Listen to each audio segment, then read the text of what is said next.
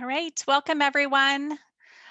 We are here for our Colorado State Local Education Tableau User Group. So that's what that SLED stands for. If you are new to the group, it's really focused on public sector, trying to bring like-minded people together. And so we'll go ahead and get our slide deck rolling here.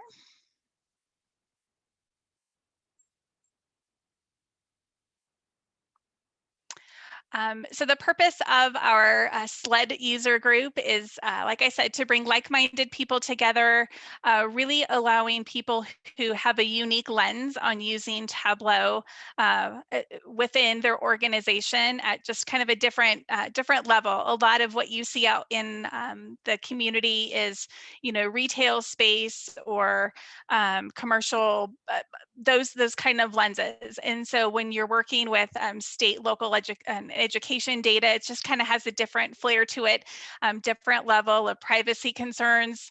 And so it's great to make those connections, not only with those who are in a similar area that you're used to working with, but also with folks from across the state. This is an open link, so we could in fact have members joining us from outside of the state of Colorado. But it's just a great way for us all to come together. So I just encourage you to peruse the invite list, attendee and panelist list, get to know some of those names on there. Tableau is such a great community that I think everyone involved is really there to help each other and support as needed, and bounce ideas off of or share concepts or best practices. So I just really encourage you with taking it beyond these quarterly meetings to really have that connection with some new faces. And then on our next slide. So today, our plan of action is we'll kick off with some welcome and introductions. And we have Kevin McKinney from Tableau joining us. We had a little bit change in presenters. So if you were expecting someone from Colorado State University, Laura's going to present at a later session.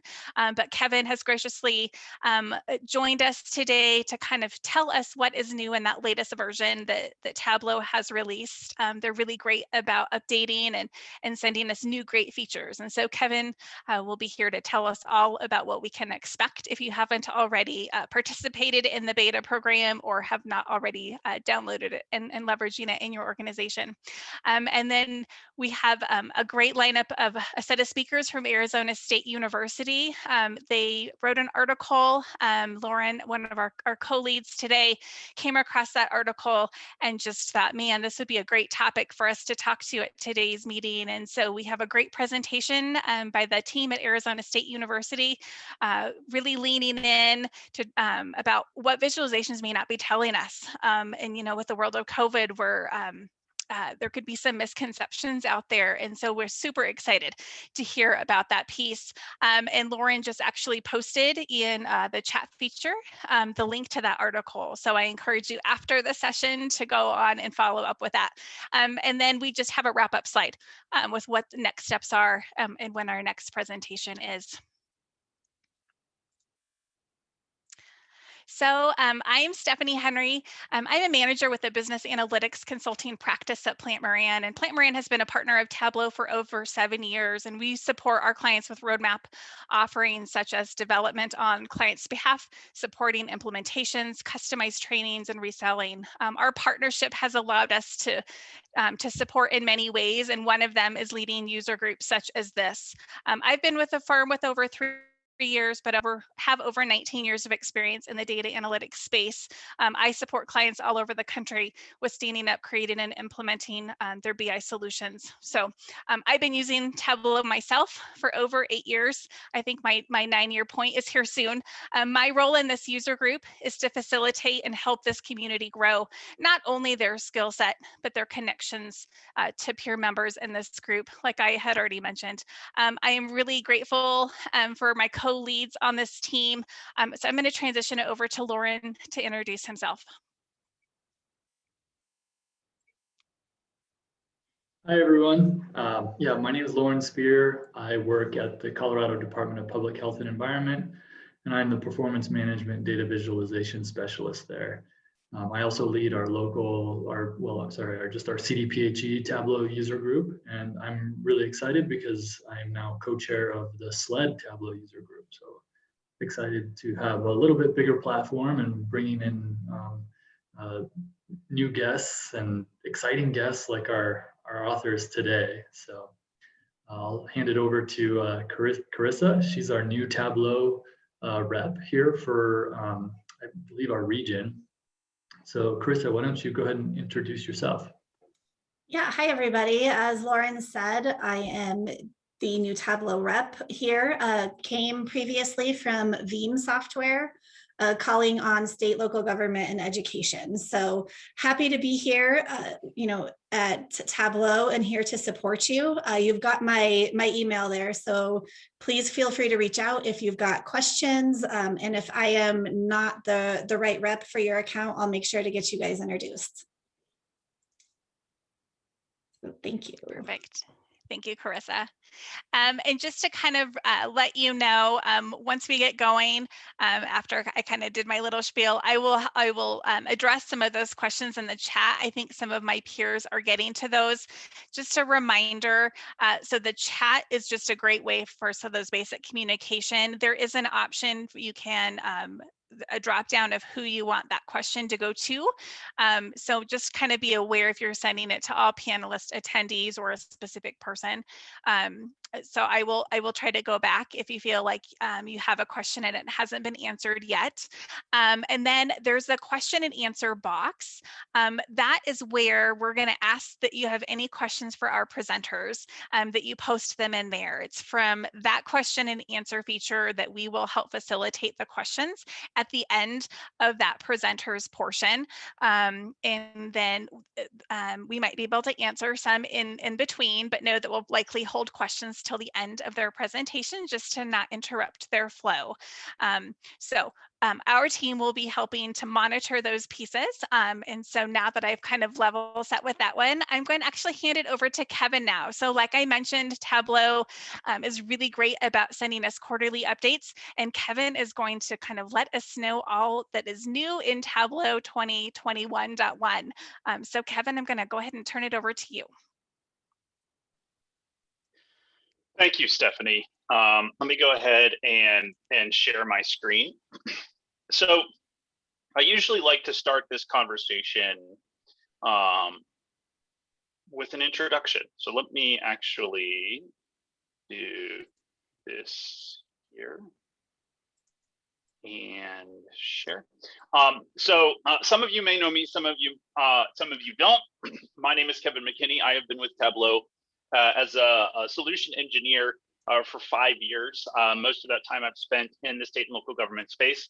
I cover most of the Southwest, from Wyoming in the north to New Mexico in the south to Hawaii in the west, and pretty much all points in between. And I have had the pleasure of working with the state of Colorado and many of the folks on this leadership team in the past. And I'm excited to be able to present to you guys today and to work with you guys in the future. So let's kick this off. The topic of today's discussion is what's new in 2020.1, but I often like to sort of set a bit of a foundation, because for many of our state customers, oftentimes an upgrade from the current version to a newer version involves a skip or an additional upgrade. So I like to start with one upgrade back from where we are. So I'm going to give a highlight of the features in 2020.4 as well as 2021.1, so that we've got a strong basis for what an upgrade of your Tableau environment might look like in your organization. So let's start with 2020.4. There were a lot of great new features in 2020.4 that really upped the ante in what was already historically packed year full of Tableau upgrades. Some of the hallmarks of this version, though, are really exemplified in the two pieces that I'm going to highlight here. That is Tableau Prep Builder in the browser, and multiple mark layers support for maps. These are two of the most hotly requested capabilities for the Tableau ecosystem. And I do want to take an opportunity to demonstrate some of these capabilities for you guys today. So I'm going to start with the Tableau server. So here I am in my demo server, and right from jump, I can go in here and I can start a new flow. Now, one of the cool things about Tableau Prep is the ability to easily transform your data. But historically, Tableau Prep has always been very, it's felt kind of underpowered. And there's a reason for that. Tableau Prep was built for the web first, and then we deployed it as a desktop tool. But when we put it in place on our Tableau ecosystem, when we put the code in, it fit perfectly because that's the way that we designed it, so that now you can connect to data directly from your browser, all of the same data ecosystems that you're used to working with, and capture that information in the same way that you would expect to in your Tableau Prep. The big advantage of this is that the Tableau Prep in the browser is leveraging all of the infrastructure resources from your Tableau server, rather than just your local terminal, which means that you've got a lot more capability to do the kinds of quicker, more robust transformations in your browser than what you were doing on your desktop. So you should see a performance increase. You should see just the ease of being able to do things directly in the browser. All of the capabilities are here because, as I said, this was built for the web first. So everything that Tableau Prep on your desktop can do, Tableau Prep in the browser can do. Very, very, very, very cool. So the other new feature is something that has been hotly, widely requested from many of our advocates for geospatial data, and that's the ability to add layers on top of layers, on top of layers, on top of layers in your Tableau natively. So building out those mapping geospatial visualizations has never been easier, and you're no longer limited to 2 layers of visualization. You can have as many different layers as you want, and it creates layers in the same way that it creates, like if you do dual access, so it creates multiple cards, or if you have like multiple in the same way if you have, so I'll use my test here. If you have multiple pieces, adding in multiple cards, layers acts the same way. So to give you an example, I'm going to take my DMV buffer here. I can drag it on here as a layer, and it creates an additional piece for me to work with. And these layers are identified with this little eyeball icon. And they have a lot of different sort of customized features. So we added this additional drop down that allows you to customize things like what do you want to be able to select the layer? Do you want to have this control certain different aspects of zooming? And I'm going to show you a practical application of this that was published by our one of our principal product managers for geospatial, Sarah Battersby. So one of the things that Sarah observed with normal sort of zooming is that when you select a single point on a map, so if I was to grab this one point here, these are all DMV locations in the state of California. It only zooms to a certain degree. So here, for example, I only have one point selected, and I actually want to see, you know, the actual DMV location. I want to get this close.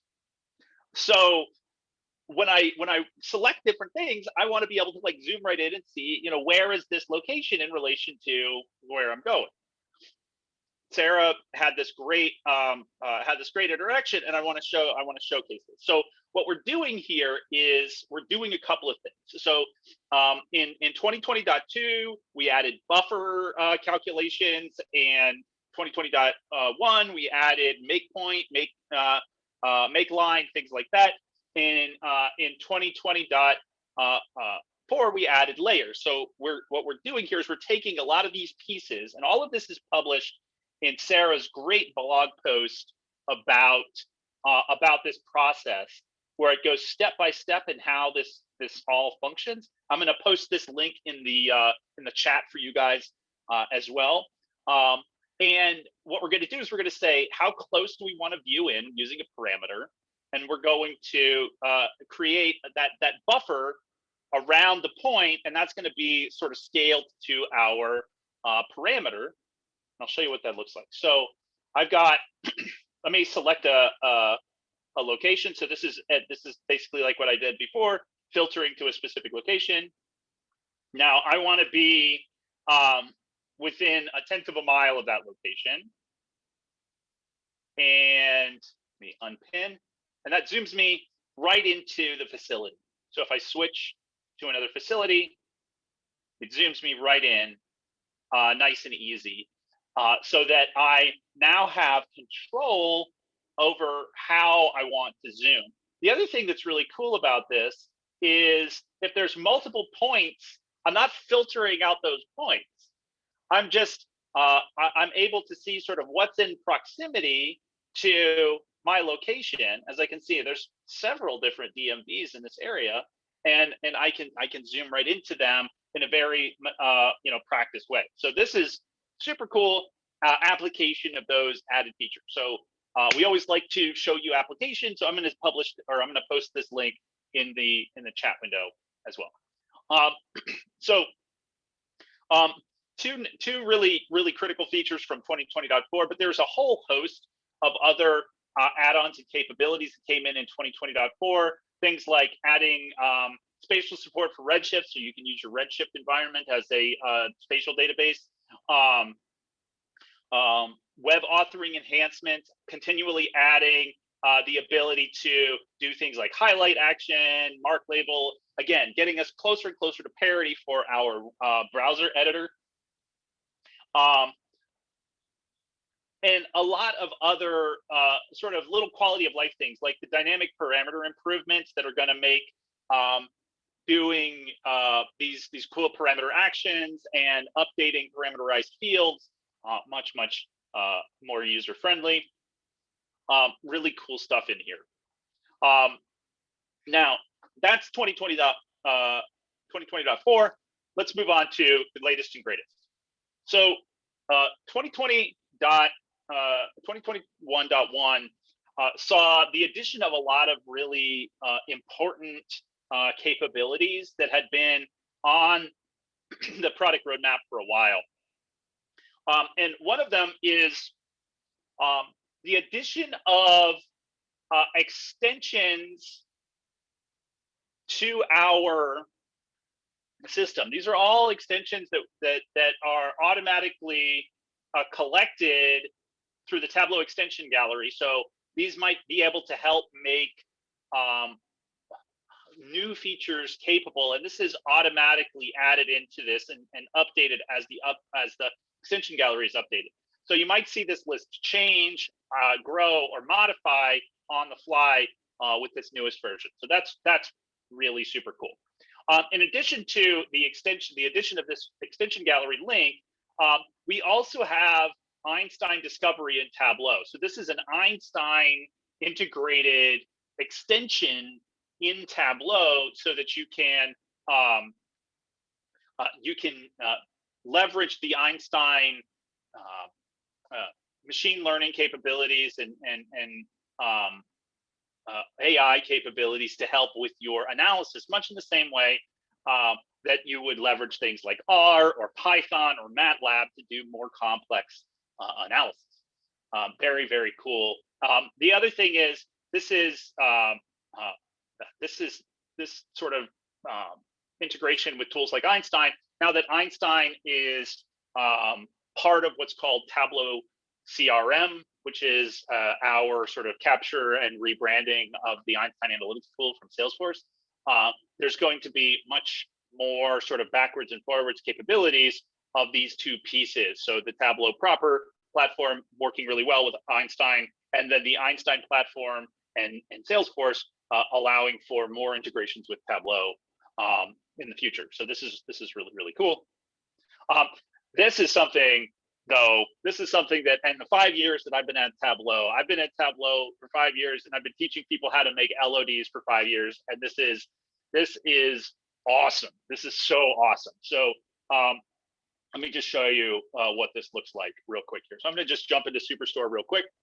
And I want to show you a quick LOD. So those of you who are familiar with LODs are familiar with this whole idea of, like, if I want to get a level of detail calculation that allows me to, look at some, higher level degree of information, like I want to see my state, all of my state sales equally distributed for each city. So I want to see the average of state sales. So ordinarily, if I wanted to create a calculated field or a level of detail calculation, I have to come in here and I have to go in and I have to say fixed at state average sales. So if I wanted to see this like this,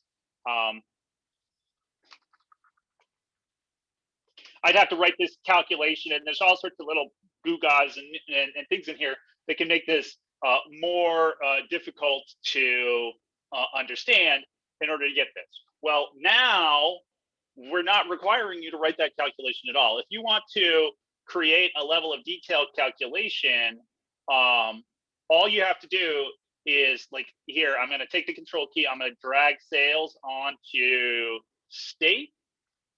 And now I've got sales state. Now, right now, sales state, if I drop it on here, you're going to see it. You're going to see it change. So I'm going to drop here.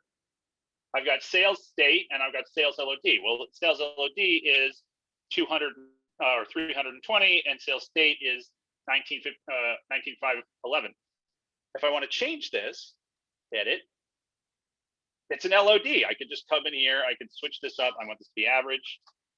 Here I go. But that drag and drop process of creating my LOD is still there. So all I have to do to make that thing is grab the control key, just like you would if you're trying to make a copy of something like that. Use the control key.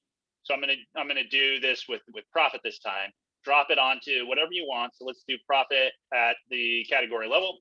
And now I have that LOD that allows me to capture that that profit at category and subcategory. Now, some of you might be asking, "Oh, Kevin, well, what about multifaceted LODs?" So, like, let's say I want to have,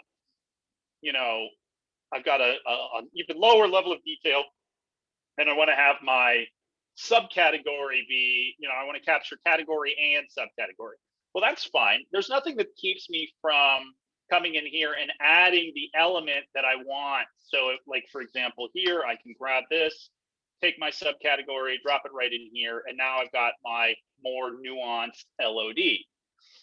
But to just get that simple factor functionality of, like, what's common is I want an LOD just as a top line number for an executive number list or a band number at the top. And I want to make sure that that's consistent throughout my analysis. Making that LOD is faster now than it's ever been. Really, really super cool feature, really, really big quality of life improvement. So love this. A couple of things for the server admins. Unified notification experience improves how we're sending out notifications to the community on our server. Really nice here. A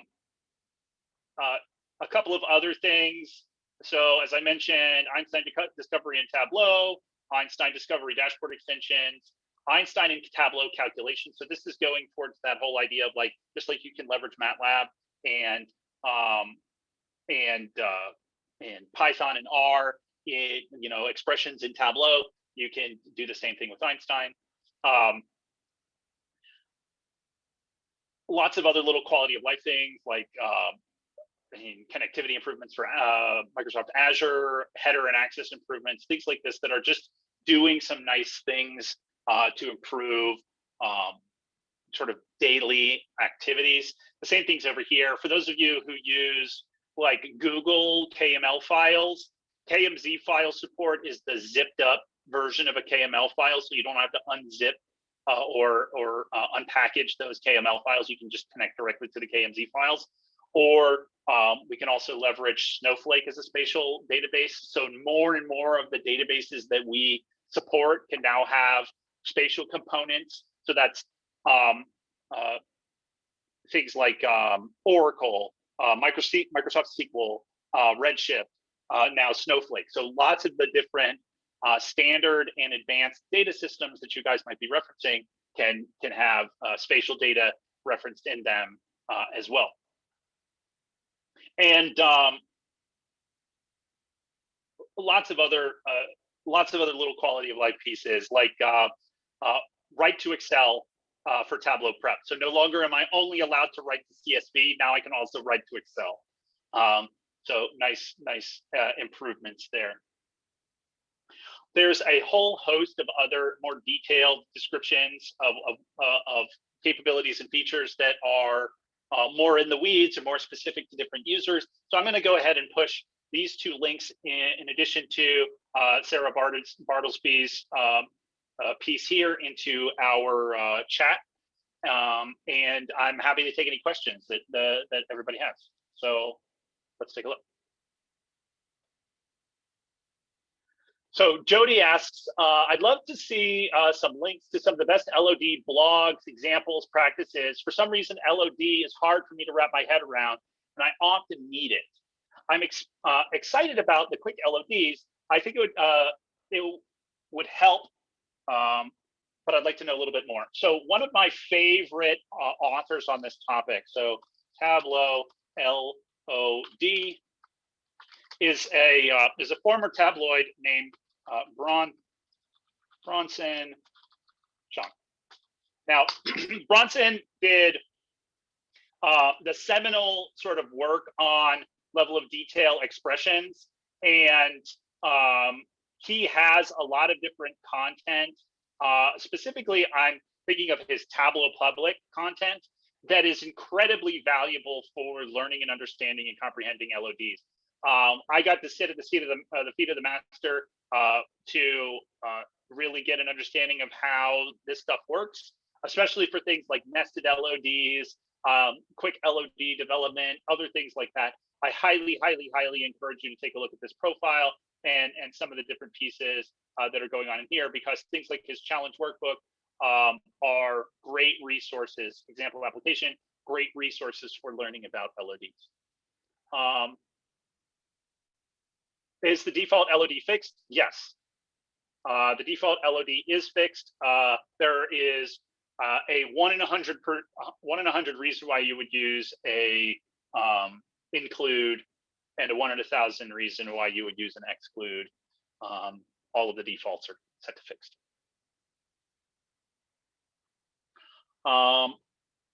Any other questions? I'm going to jump over to the chat to see if there are any questions over in chat. Otherwise, if you have any questions that you'd like to ask me live, feel free to take yourself off mute, and I'm happy to answer those questions.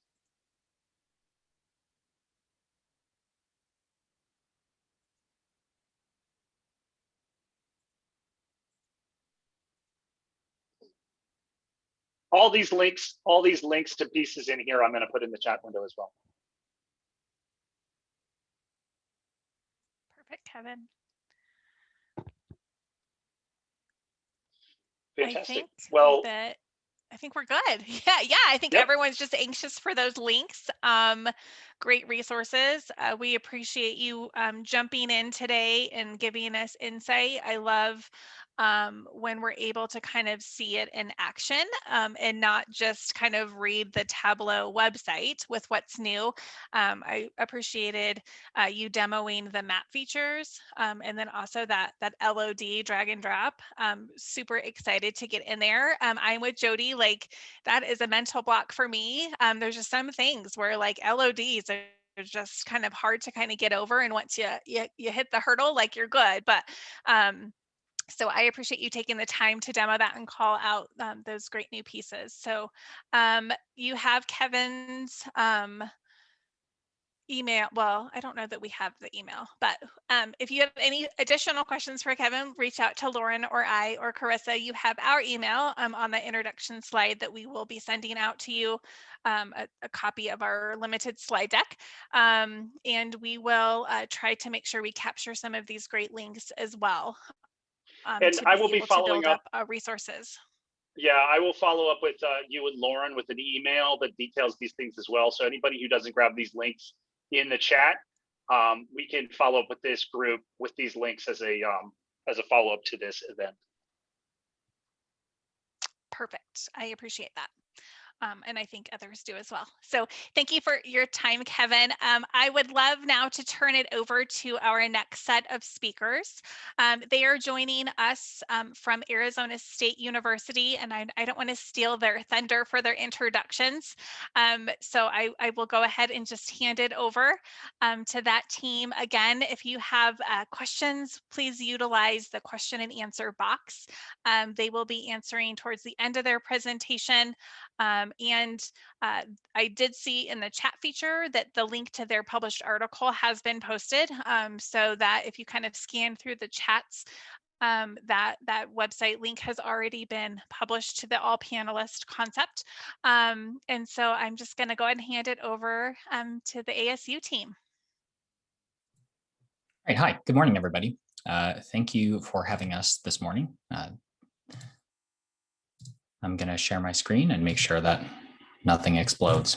So again, thank you for having us. My name is Michael Simeone. I'm here with Gracie Valdez and Sean Walker. We're a team of researchers from Arizona State University, and we're here to talk about some of the work that we conducted over the past summer and through this coming year, or through this year, on COVID-19 dashboards. And what we want to do today is to be able to go over some of the ways that we collected information and then call attention to some key issues that might help guide practice or might help change the way that we approach data visualizations as it pertains to situations like the one that we've been living through, where data visualization isn't just about reporting information. It's kind of factoring into people's complex risk calculations that they're making about their everyday lives. This is a really tough spot to be in. And so that kind of brings us to this first kind of statement of kind of humility and kind of where we are. We are researchers. We work in a university.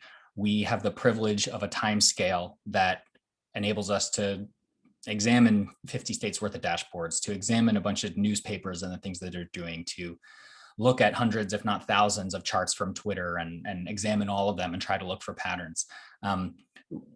Anything that we're talking about today comes from a position of wanting of improvement and not criticism. And I think that's important. Even just chatting with Lauren before the presentation spun up, that there's plenty of work out there of people just trying to dunk on dashboards and charts. And our goal here is not to dunk on these charts or any of the fine work that people have to do that's important to our safety and to being informed. But we are trying to create some guiding questions and some observations that may guide future practice. Okay, so I want to talk a little bit about what our team did. So first off, we were funded by the Knowledge Exchange for Resilience, which is endowed by the Virginia Piper Trust from the state of Arizona in the summer of 2020. And so this was part of a fellowship wherein we promised to look into how visual artifacts were circulating around social media, newspapers, and state dashboards to try to get an understanding of how collectively we were doing visual storytelling of the COVID-19 pandemic in its early, middle, and now late phases. This project had a couple different branches. On the one hand, we harvested many images from Twitter and classified them into kind of different groups to try to be able to understand what were some of the dominant ways that people were speaking and representing. So for instance, we harvested for a good while the flatten the curve hashtag on Twitter. Interestingly enough, maps were much more common than curves on flatten the curve. That'll become important later. We can't talk, or we won't be talking about that project in depth today, but that was part of what we did. The other part included a 50-state survey of dashboards that Gracie conducted, in addition to a survey of major newspapers and the kinds of visualizations that they were creating, complete with an archive of samples and observations according to a kind of qualitative framework of what kinds of patterns we noticed or what kinds of approaches we noticed for these dashboards and for these newspapers, basically trying to get a sense of what was common, what was accepted practice. And we use that as the foundation to do some analysis and make some observations. And here we are today to share some of those with you. The overall kind of flow of what we'll be talking about today has a few themes. One is, we want to try to mitigate confusion and harm. We understand that any ambiguity in a dashboard is actually going to be like a seed for misinformation. And oftentimes ambiguities in dashboards or data presentations are really nice pieces of evidence for misinformation and conspiracy theories. Sean and I both are misinformation researchers. And so one of the ways that we got into looking at dashboards is how dashboards actually end up being evidence for conspiracy theories, even though they're being designed as evidence for some other kinds of scientific and governmental processes that have nothing to do with the conspiracies being alleged. And then another point that Sean will get into is this idea of ephemerality and how do we actually archive dashboards and how interesting a technical artifact dashboards are. And so I'll be speaking about the general takeaways on the visual forms of dashboards. Gracie will be talking about some of the potential harm done by certain representative characteristics of dashboards and patterns in representation. And then Sean will be talking about archiving and capabilities for kind of retrospective insight, given how tricky dashboards can be to work with as a web archiver. Okay, so here are a few things that I think will be, or that I kind of want to share with you. So I don't want to skip over this graphic here on this slide. This is a slice from California's dashboard. This one is very interesting because if we can just clap our eyes on it for a minute, and we won't be able to spend as much time on every single visualization, but as we look at this, this looks a lot to me like some transparency about where the information came from. Although I think as we spend a little bit more time with it, we can see that there's some tension here between what the risk levels are, right? So this is a risk level map where we're going to shade in the counties. It seems very familiar. This is also built with Tableau. But there's a tension here that what the risk is versus what the response is. So these color codes are actually associated with the response, not the risk. Risk is associated with an outcome. What we see here is actually just what the policy or decisions are. So this is actually, even though it's kind of transparent, it's actually a little confusing.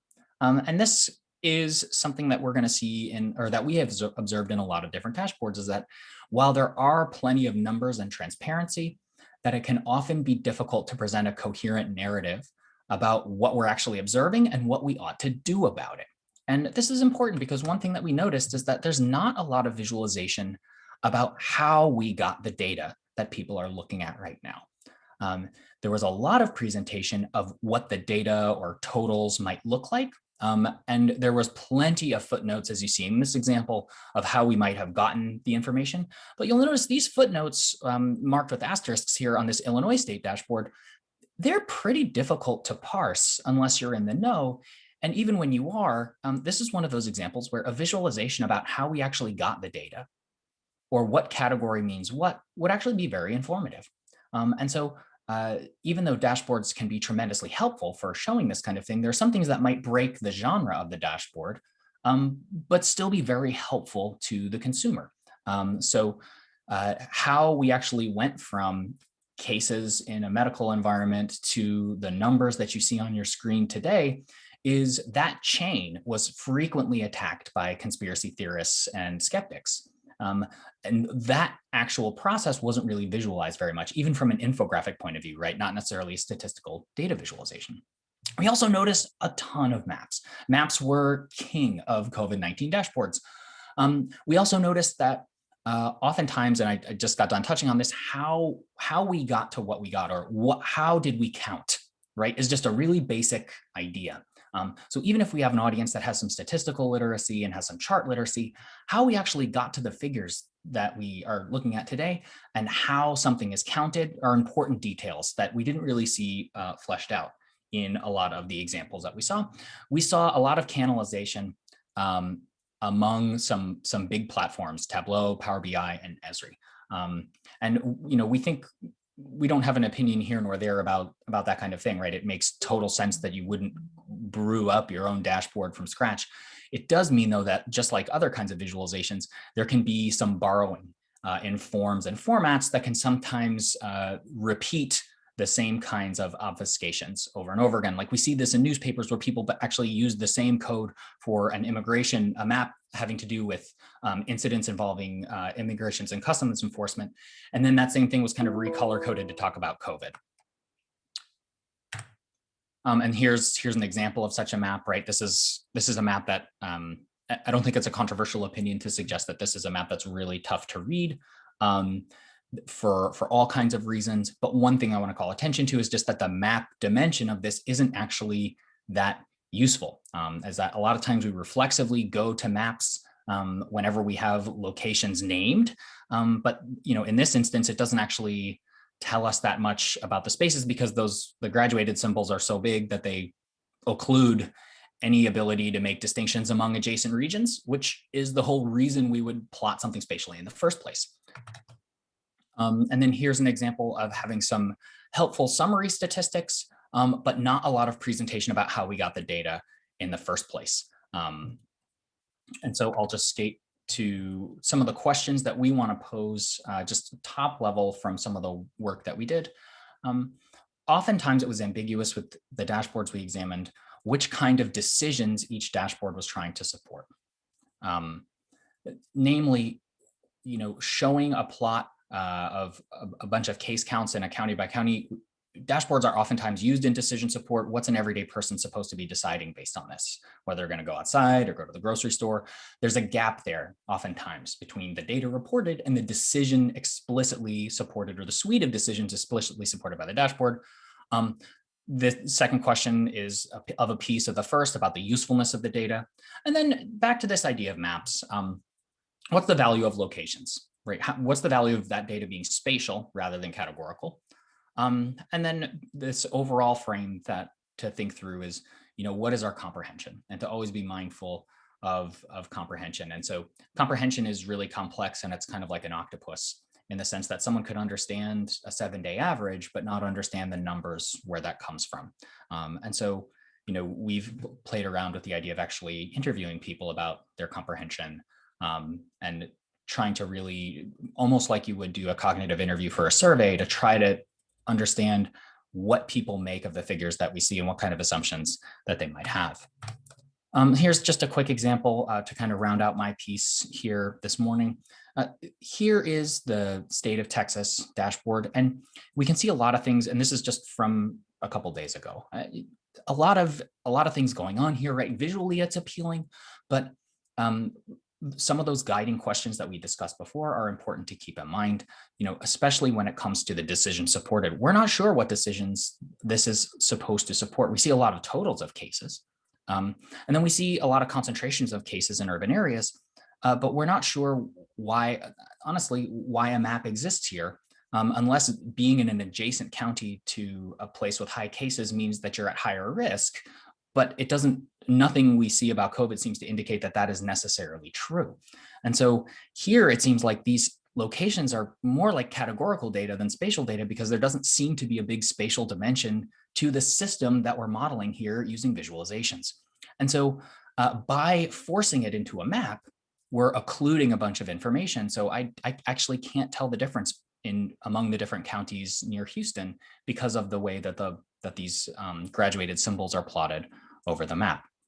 And so all of this is not to pick on Texas, even though as someone from Arkansas, that would bring me a whole lot of joy.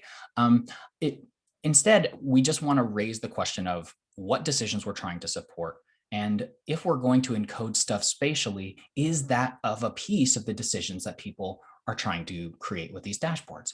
And that anchors down a whole lot of other concerns that we had talked about before, namely how something is counted or how we got the data in the first place, because oftentimes it's not necessarily the statistics that drive people's mistrust, it's how the cases and fatalities are counted in the first place. So all of those are of a piece of, what decision people are trying to make, who the audience is, and what do they really need to make sense of, in addition to some of the things that are already presented by these dashboards.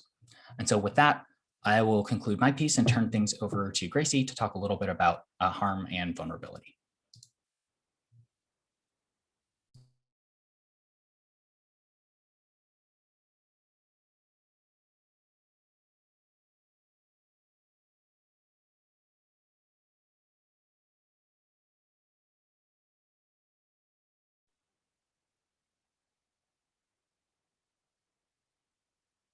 This portion will elaborate on COVID-19 visualization abilities. Focus was on providing general stats such as total cases and deaths, which didn't really emphasize what was needed, such as the representation of vulnerable communities, such as those classified as minority, low-income, tribal nations that long before COVID were already at a social and economic disadvantage. As you can see, such as the Navajo and Hopi people of the northeastern part of Arizona. You can see in this map, which are grayed out, areas which face lack of access to water, many homes without access to plumbing, exposure to uranium by unknowingly ingested water with high levels of uranium or radiation, both creating health issues ranging from kidney disease to high blood pressure to lung or bone cancer. So you can see how this lack of proper representation has hindered actions to help most vulnerable populations. Moreover, other issues included selection of inadequate visuals to portray a story, many dashboards centering around a four-cliff map, which couldn't properly illustrate the complexity of the situation, as well as the color palette, especially during these times when many people have never been in a situation that staying at home was mandated. So influence of visualizations on a person's psychology may be fragile, seeing as colors can influence receptibility in the understanding of the data,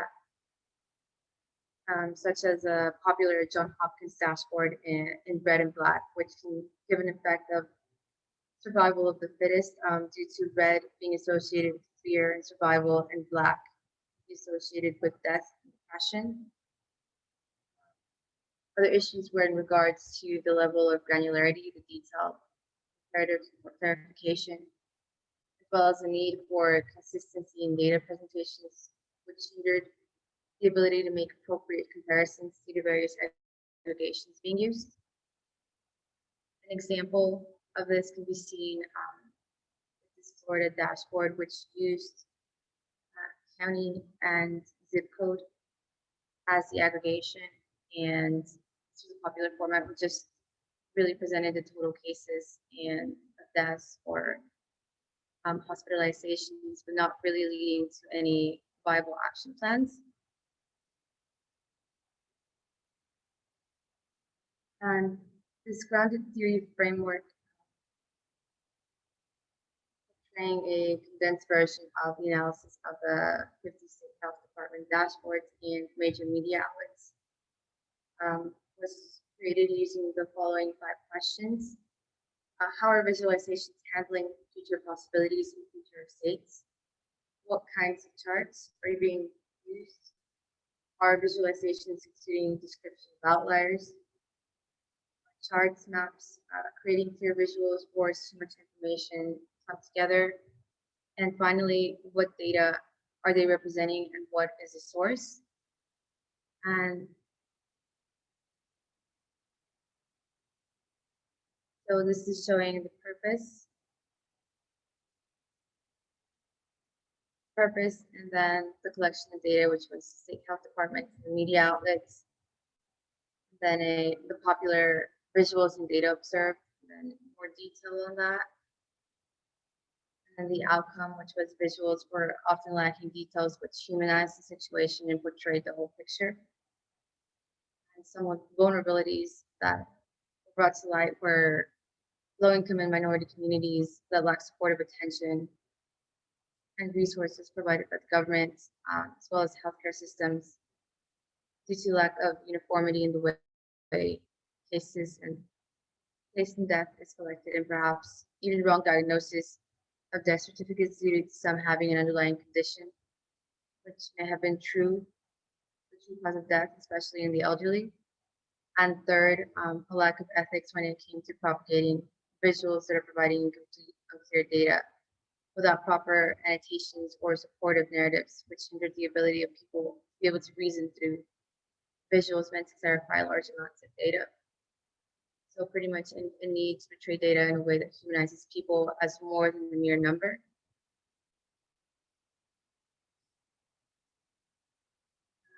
Some considerations for public health visuals in terms of ways to improve visualization, representation, would be by thinking through different aspects when creating a visual during a public health crisis, such as appearance,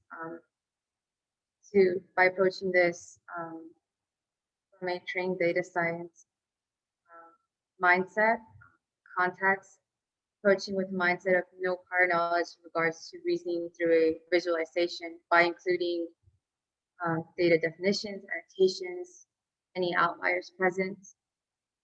What action could it inform? How will the visual aid in developing viable action plans to improve allocation of resources to the most vulnerable populations, and the domino effect of the economy and on the economy and education. Finally, by thinking of the social and behavior consequences exhibited by the general public due to lack of transparency, leading to distrust, and finally uncertainty. To elaborate on the last point, Benter's social cognitive theory can be used to describe the behavior of a lack of compliance when it came to staying at home or wearing a face mask, such as the personal process, the emotional indexes due to uncertainty, often being anxiety, fear, anger, due to an increased need for validation through likes and reposts, as opposed to a validation defined by scientists through fact-checking, which often led to negative influence in regards to lack of compliance due to doubt in the data presented by the government and the healthcare system, as opposed to what was needed, which was positive influence by visuals being presented so that people would comply with social distancing and additional actions to flatten the curve. And now I'll turn it over to Sean. Hello, let me share here.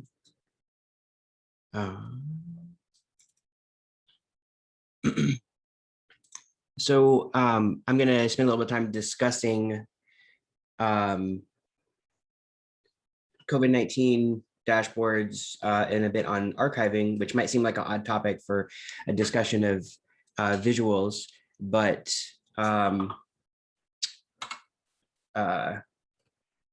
sorry here, oops.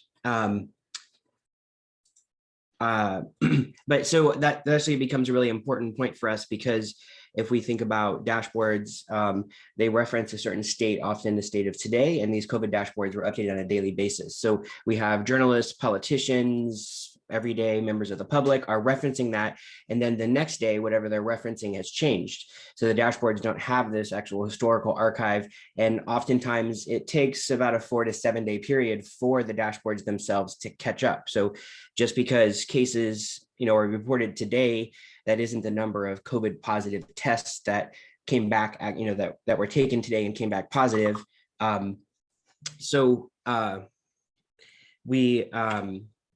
we look at these dashboards, so for example, here's our own Arizona dashboard. We see that it's presenting similar information to the Colorado dashboard, but this information is presented in a different format. It's presented, the numbers are described differently. And as a result, we have a bit of difficulty in comparisons. So how do we compare Arizona's numbers to Colorado's numbers? We might take the number of cases, right? So they're saying, in this example, the Arizona summary here, we have number of cases versus the Colorado summary is number of cases reported today. Are those numbers comparable? Are they the same? Is there a similar data pipeline? And this is internationally a problem. So if we even go to Ireland, for example, in their hub, they're displaying similar information. But again, how do we compare across countries? How do we compare across localities at the, say the state and local level? And we have dashboards at every level. So for example, in Arizona, we have a county level dashboard. And then the county level dashboards roll up into state level dashboards, which then roll into national dashboards. But those numbers end up being different. So you look at, for example, the county dashboard on one day, and you look at the state dashboard on the same day, those numbers are actually different. If we go back here real quick, you can see in the Arizona dashboard, over here in the corner, you see a map with the counties. So we see these county numbers, and we can click on those county numbers to get more details about that county. But if we go to the county, say we click on Maricopa County in the state dashboard, we look at the Maricopa numbers on the county dashboard, they actually differ on the same day just because of the way numbers are reported, the way numbers roll up.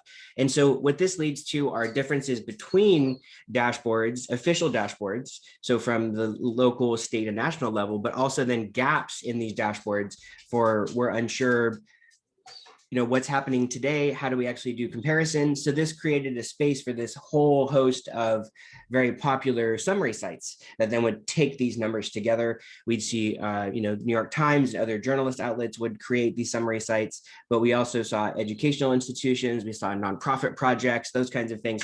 So if we look, here's the COVID tracking project, which ended on March 7th, so it's no longer active, but this project actually took data from every single state dashboard and then would analyze that data, describe how current it was, describe any sort of methodologies behind that data, but also allow you to download some of that data.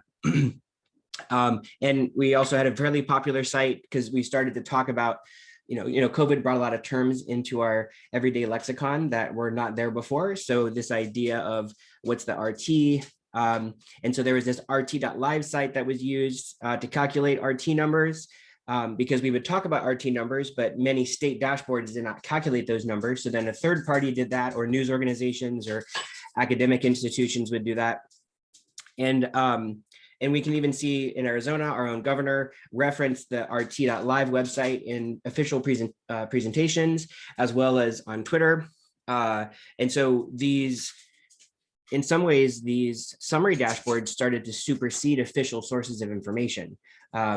And so we ran into these issues of, well, what happens whenever there's a difference between these sites, and we don't understand how the numbers are generated in these sites. So one of our state representatives, Andy Biggs, and he's mentioned in the article, so here's why I'm using this example, but he posted on Twitter, this is back in July of 2020, saying that it's vital that everyone does their own research, which as misinformation researchers, that always sort of raises a bit of concern for us at first, because oftentimes this tactic is used as a way to dismiss expertise in official numbers of, well, you should do your own research.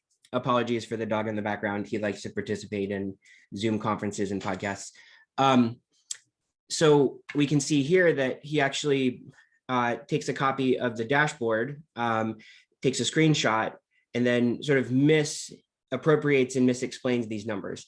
And this is a pattern that we see from certain politicians and other members, where they would actually take, members of the public, for example, or even celebrities would take dashboard screenshots and say, well, look at the numbers today, look how small they are.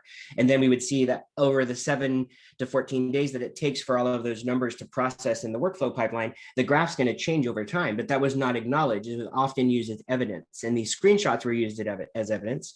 And then we can see their calculations of, percent positives, of mortality rates, of, other kinds of things, that because there was this sort of ocean of numbers that we were seeing, and not a lot of sort of explanation. And also there was a lack of history in these numbers. So we can't ever go back. For many of these dashboards, we can't go back and see what were the numbers on, say, for example, Andy Biggs references June 11th. I can't go back and see what the Arizona AZDHS dashboard looked like on June 11th. So I don't know what numbers he's reporting, whether those were correct or not. And all I have is the screenshot. So if we go back to archives, this is one of the things that we've been interested, we wanted to see, how do these dashboards change over time? How do the numbers change over time? Are these data pipelines changing? For example, do numbers take more or less time to coalesce at certain periods? Can we see changes in that? Are the visual artifacts changing? Are some of the scales changing? So for example, in the maps that Michael and Gracie showed, we know over time, like for example, in Arizona, in the beginning of the pandemic, so last March or so, we saw those, the high intensity areas were maybe 10 to 15 cases. But then later on, the high intensity areas were in the hundreds of thousands of cases. So those scales have changed over time, but it's difficult to document that. And we're also interested in how journalists have been using these dashboards. And so we were looking at references in news stories to a certain state of a dashboard, but we can't ever find that state of the dashboard unless they included a screenshot. We see a different graph, we see different statistics that are always changing, and that doesn't undermine the dashboards at all in any of the work that the dashboards are doing. It's that, the dashboards show, here's only our current status. The dashboards don't really show the historical status. What did this graph look like yesterday? Or, for example, there were changes in data. As, say, death certificates are processed, there's, sometimes initially a death is attributed to COVID-19, then that might be modified, or was not attributed to COVID-19, and then later that was corrected. And so then those changes in numbers, and again, as Michael mentioned, these gaps and changes in the dashboard, people would use screenshots to say, well, see, all of this is suspect, and see, COVID's not real, or a host of other conspiracy theories. And one of the issues we ran into is that, while the COVID tracking project, for example, took screenshots of some of these dashboards, that's really not sufficient to document these artifacts, because these dashboards are interactive artifacts. So the difficulty of archiving these is that they're interactive elements. So we can't take a static picture of them. We have to basically archive all of these interactive elements. So we see, for example, in this screenshot from the Colorado dashboard, we see all of these tooltips. So that actually explains the sort of, here's the date, here's the number of cases, et cetera. And we are starting to develop some tools to archive these dashboards, because the sort of traditional web archiving tools don't work for this purpose. But it takes, basically, to archive the Arizona dashboard, it takes a couple hundred clicks in order to gather all of that dynamic data that's loaded from the Tableau backend. And that causes a whole host of problems in archiving. There are all of these post requests whenever you click on things, which are very difficult to archive. And so those have to be converted into GET requests so that we can actually use that within something like the Wayback Machine. So for example, for the case of the Colorado dashboard, we see that it's been archived by the Internet Archive as of this morning, 1,725 times between March 17th and April 7th, which at first sounds super awesome, in that we have many copies of this. But when we go to replay this or look at this through the Internet Archive, which is probably the largest archive, web archive in the world, we see that basically we get the page with a Tableau error that says, we can't connect to the Tableau server because the archiving software that they have doesn't have special code to basically translate and catch some of the JavaScript, or rewrite some of the JavaScript in order to kind of turn that towards the web archive rather than turning that towards an external Tableau server. And at some point when we're out of COVID and we sunset these dashboards, then there's nothing, they're gone, right? And just so you don't think we're picking on Colorado, we see the same exact problem with our Arizona dashboard in the Internet Archive. And we see the same exact problem with the Ireland dashboard, which uses Esri as the backend. So it's not just a Tableau issue, it's more of an issue of these dynamic websites that use these complex JavaScript to, database backends, other things that we actually can't see these states. We also can't download some of these pieces of data. And then in these gaps, so in addition to, and just know it's not just the dashboards, even some of these summary sites cannot be archived easily without jumping through a whole host of hoops. So like the COVID tracking project doesn't archive well, the rt.live website didn't archive at all. So those again are thousands of blank pages in the Internet Archive. And the reason why this is important is that, especially when we go back retrospectively to have policy conversations around COVID-19, around our sort of data response, as well as other changes, then we can't really document what's happened over time. So then we have these gaps that then become points of contention, that then become opportunities and such for mis and disinformation, for misunderstanding. And so these are really important reference points. These dashboards have become really central artifacts to the pandemic, but we don't actually have a history of those. So, so we have kind of two questions for you too. If you, in addition to any questions you have for us as we close this presentation, we'd like to hear, this is a really great opportunity. We're excited to talk to practitioners about this. Is this feedback really helpful to you? But also, are there others that we should engage in this discussion? So, how can we assist in the process of making these more archivable? We can assess vulnerability and especially our minority communities and indigenous communities, and also, assess some of these visualizations. So that's one of the things that we're interested in addition to any questions you have for us. And we have, loads of data and other experiences that we're happy to share with you. If you really enjoy listening to Michael and I, we also have a somewhat weekly podcast around mis and disinformation, but we actually did a specific episode back in July of last year around COVID-19 dashboards, where we speak at length on some of these issues that we've just touched about today. So if you're interested, it's called Misinfo Weekly. You can find that on your favorite podcast website, or just Google Misinfo Weekly and it'll pop up. But again, I wanted to thank you for taking the time and inviting us to do this. Here's our contact information, as well as the URL at the bottom. You can find more about this project and some of the other related things that we haven't had a chance to talk about. So thank you very much.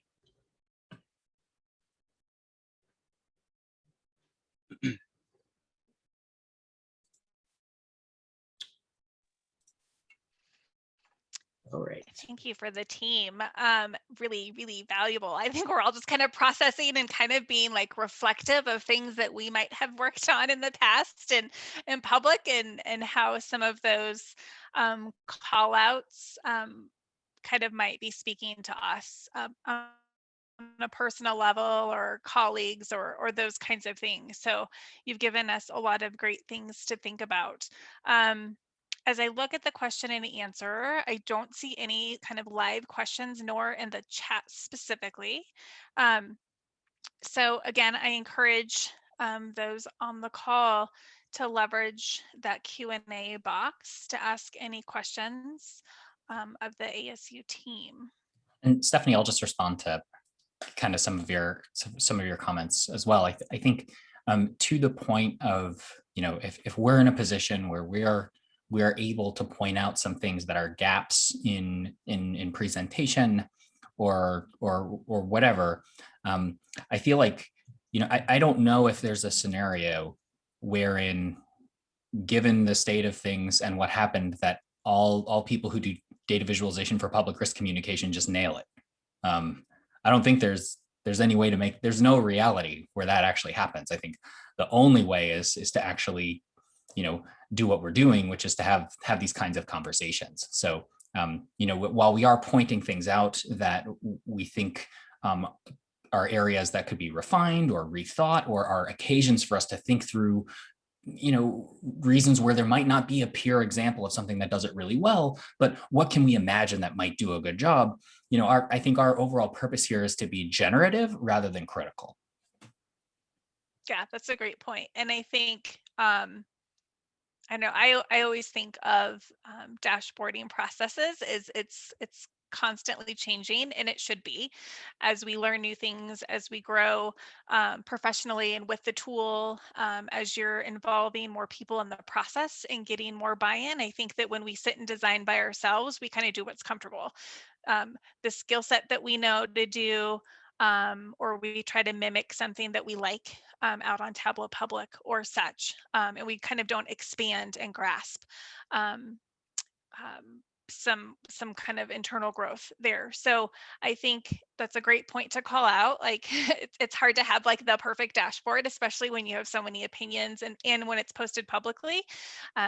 Everyone kind of has their own approach, their own interpretations, and how do you present and design and plan for something that can be seen by thousands, millions possibly, and make sure your message gets across in the right consistent way with no misunderstanding.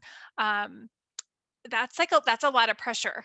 And I know just personally, like something goes out publicly, right? Like, and I think Lauren we've had inside conversations, like you kind of take it personally, and you have to know that your planning process will really kind of preempt some of those pause for concerns later. And so by having these candid conversations, by leaning in, by listening to podcasts such as yours, by leveraging different blogs, networking opportunities, it's from these platforms that you can grow in kind of this new way. And so I appreciate that comment that you made, and a reminder that it's hard to do things perfect and to find the most perfect example. We're all trying to figure this out, right? And we're kind of stepping into new territory per se. And so, yeah, I really value those comments. It does look like some things are coming through on chat now, or on Sure. So Q&A. I think there are two questions, Adriana and I think Tavia have in the chat, and then also in the live have asked about archiving. The first question was, are there some solutions for web archiving? So the Internet Archive uses a crawler called Heritrix, and that actually is not well equipped to handle highly dynamic sites like, Tableau, Esri, for example, Microsoft BI websites. And so we've been working with a developer of a tool called Web Recorder. I'll put in the link as a consultant, and we're trying to update some of those tools to have specific hooks to recognize a Tableau dashboard or Esri dashboard, and then actually compensate for that. And some of the issues that we've run into specifically are that one is that how the pages are designed. It's kind of like an Inception-like iframe, where there's a web page with an iframe and an iframe and an iframe, which is very difficult for tools that aren't web browsers to actually understand and be able to interpret. It's very complex HTML plus a complex JavaScript plus a whole bunch of API calls. So basically everything that's moused over, I apologize, many of you probably know this, but everything that you mouse over in the dashboard, many of those generate calls to the Tableau backend to then pull that data in, and then is interpreted via JavaScript to then be shown to the user.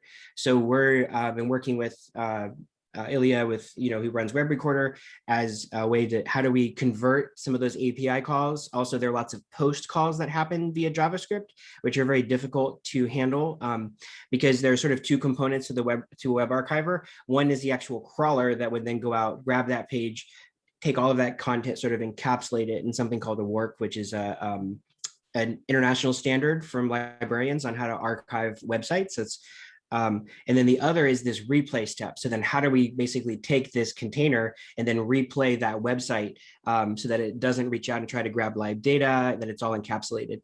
And so there's modifications to both of those tools that then to be able to interpret some of these complex websites. And we're still not successful. We've got about 90% of the way. So we have a really hard time dealing with things like dropdown. So for example, in the AZDHS website, there's a dropdown next to the map that you can then say summary statistics, or do you want per 100,000? And that dropdown does some really weird things in the browser that we can't recreate. And so we're working on that. But Web Recorder eventually will be updated with all of the tools that we've been working with and paying for to be able to archive those dashboards. And if you're interested in stepping you through some of that, contact one of us and we'd love to talk to you about it.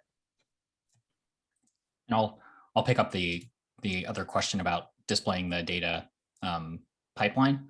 I think what you see a lot of is people who do it in narrative format. And so the Vermont state dashboard that I pasted in the chat a little earlier on just gave a quick explanation of where the numbers are coming from. Personally, I advocate for a visualization that would show basically the flow of information.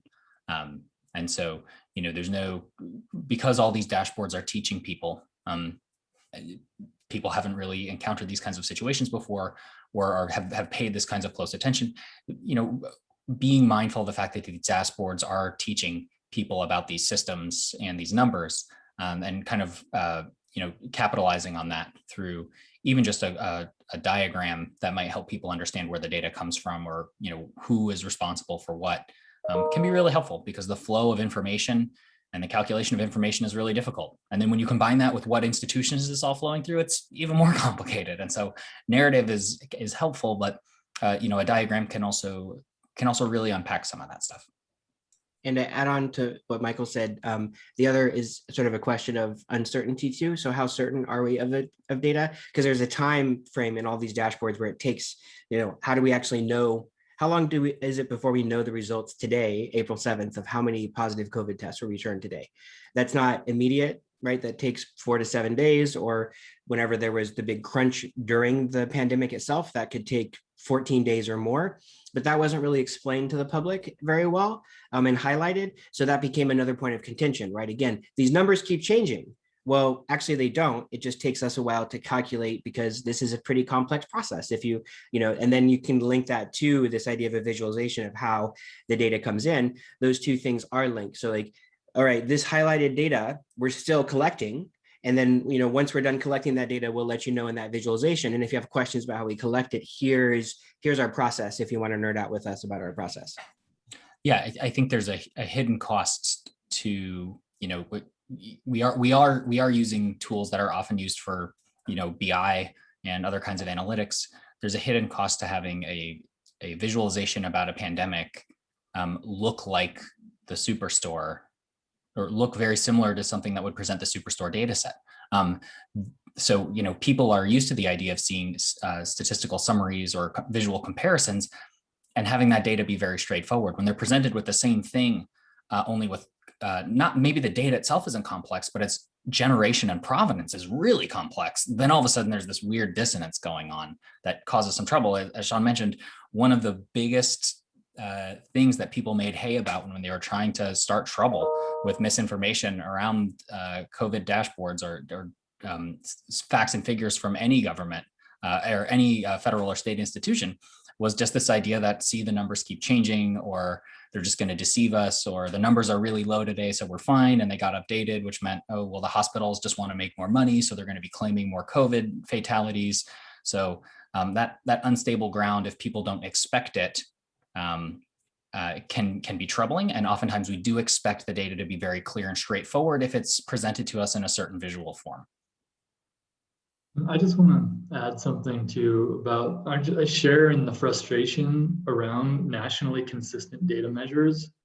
I think I've worked here at the health department for multiple administrations now, and previous administrations, we worked very hard on nationally consistent measures.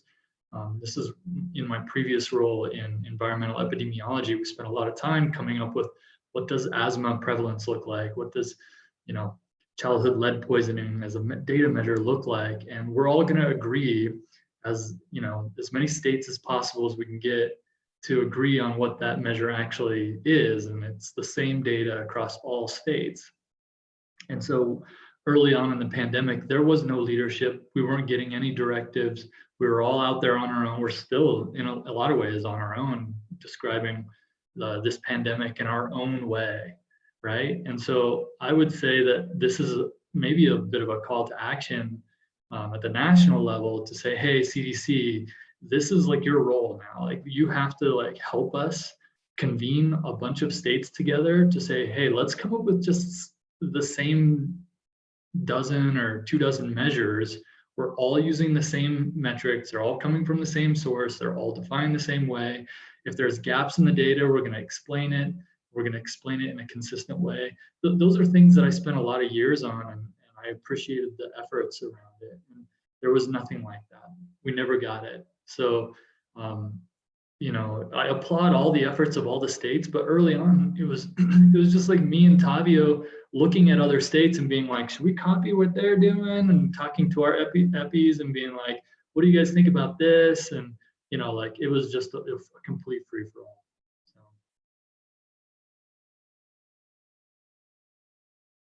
Yeah, that's really fascinating. I think you observe, like, I think that same need that you've described was also the story of the Johns Hopkins COVID dashboard that came out kind of early days. It became the default location for a lot of people to go in the absence of any other kind of standardizing effort from the government. And you see that happen with Google as well, where people now go to Google.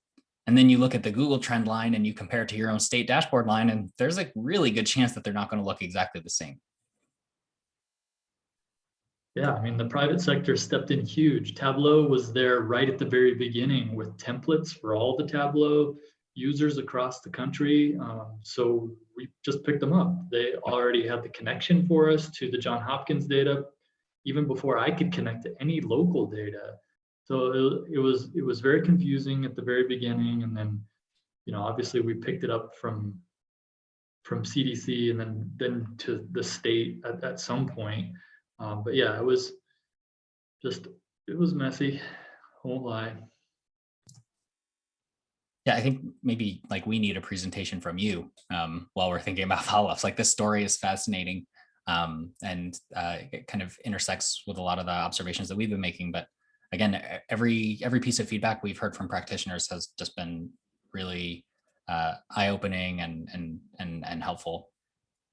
I do appreciate archiving the data. Early on, I made extracts and archived each of the dashboards on our local drive, and I know Tavio does the same. So we could potentially create a website that shows archive extracted data changes, if that was something that would be helpful for researchers. But like, I mean, yeah, it definitely would be. I mean, would you want to see every early map of John Snow's cholera map in you know, the founding of epidemiology? Absolutely, you want to see that stuff. So it's like, yeah, I think we have personally just kind of have to throw out the, like, hey, we weren't doing it as good of a job, so throw our own egos here and just we have to show it, because it's important to show how this evolved over time and tell the story as best we can.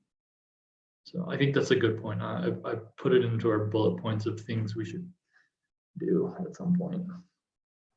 And we're happy to help with, you know, some of the tools that we're working with. We're happy to share those, or, you know, if that can be helpful, or archiving those so that they replay as websites so they're accessible to the public.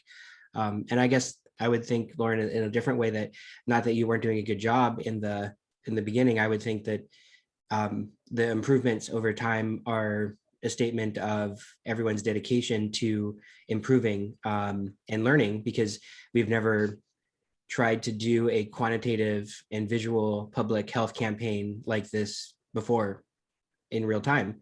And I mean, although we have lots of feedback and potentially could sound like criticism, we're also just in awe of the ability that this, you know, this was spun up very quickly in time. And, you know, we think it's pretty miraculous. And I also hear your call, Lauren, about, I think in addition to statistics, I think having a common visual language that makes things comparable, I think is also a part of that.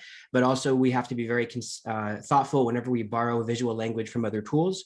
So again, I think Michael and I have said in the past, you know, some of the dashboards look like Q4 sales, you know, and we're not doing well in our sales. Or like, for example, Fitbit dashboards, but then we're borrowing from that like Fitbit visual language, but then we're used to instantaneous feedback, say from our Fitbits or Apple Watches or whatever devices. So we have to be careful that some of the visual language brings a whole set of assumptions that may be incorrect and may be problematic.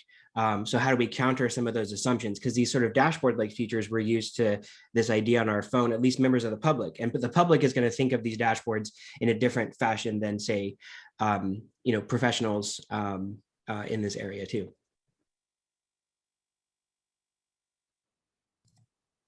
Yeah, and I'll say that so we did paste some resources if people are interested in kind of getting a better sense of how some of these things were broken down, or some of the other kind of writings on our PubPub site. And then also kind of point people's attention to some of the framework that Gracie had developed about trying to learn from these dashboards and to understand what like comprehension and significance might really look like. It's a pretty rigorous framework. And so just again, remind everyone of that work if you're interested in any kind of follow-up conversation while you're starting to think about what those might look like. Thank you for that. So as we kind of wrap up our session, so if the ASU team, like if you could send us the information, we'll collectively put that together, as well as the pieces that Kevin will be sending over. So we won't bombard all of the attendees with multiple emails. We'll try to put that together. Huge thank you to your team for joining us for our Colorado SLED user group. You've really given us a lot to think about, and possibly kind of some new partnerships and kind of expanded thinking across different peer groups, as well as some of the facilitators today. So I really thank you, and I appreciate you taking the time out and the time that you took to prepare for us as well today. So huge kudos and thank you on behalf of all of the attendees today.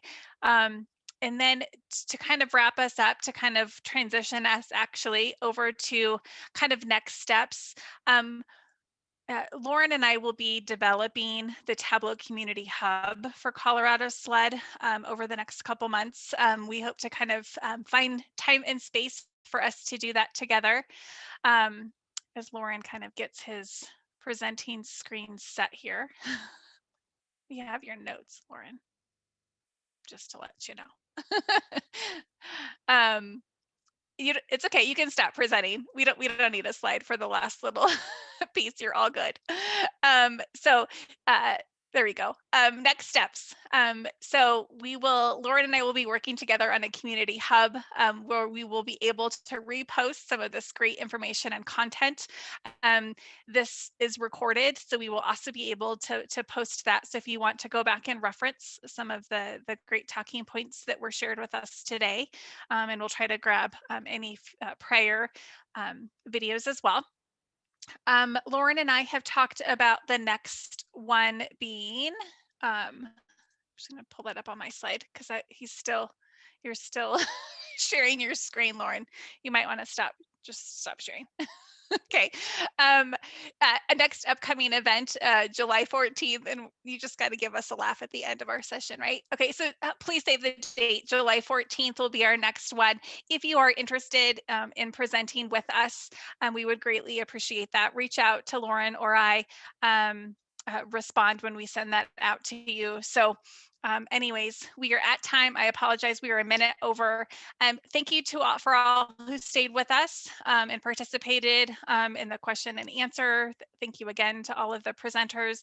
We truly value your participation today in making this user group what it is.